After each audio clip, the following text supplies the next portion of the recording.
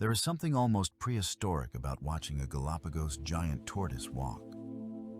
Every step is slow, heavy, and deliberate. There is no hurry, and perhaps there doesn't need to be. These remarkable reptiles can live for more than a century, and their story is one of the most extraordinary examples of survival in the natural world. Galapagos giant tortoises are native to the Galápagos Islands, an isolated volcanic archipelago in the Pacific Ocean, roughly 600 miles off the coast of Ecuador. Over thousands of years, tortoises living on different islands developed distinct characteristics.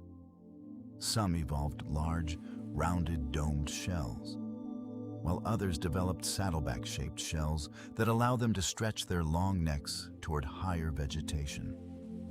The Galápagos Islands would eventually become famous through Charles Darwin, who visited aboard HMS Beagle in 1835. His observations of wildlife across the islands later contributed to his thinking about evolution by natural selection.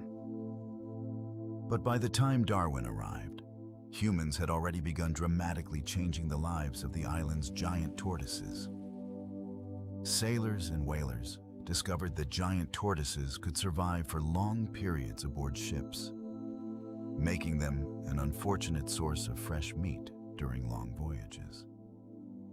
Huge numbers were removed from the islands. Humans also introduced animals such as rats, pigs, and goats.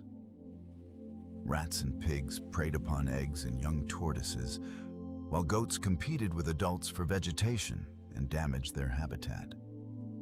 The consequences were devastating. It is important, however, to understand that the Galapagos giant tortoise did not completely become extinct and then return. Different islands were home to distinct tortoise species and populations. Some of these unique lineages disappeared completely, while others survived with dangerously small numbers. But the story of the Galapagos giant tortoise is not only about extinction. It is also a remarkable story of conservation and recovery. Scientists began protecting eggs and raising young tortoises during the most vulnerable stages of their lives. Once they were large enough to have a better chance of survival, many were returned to their native islands. Conservationists also worked to remove invasive species and restore damaged habitat.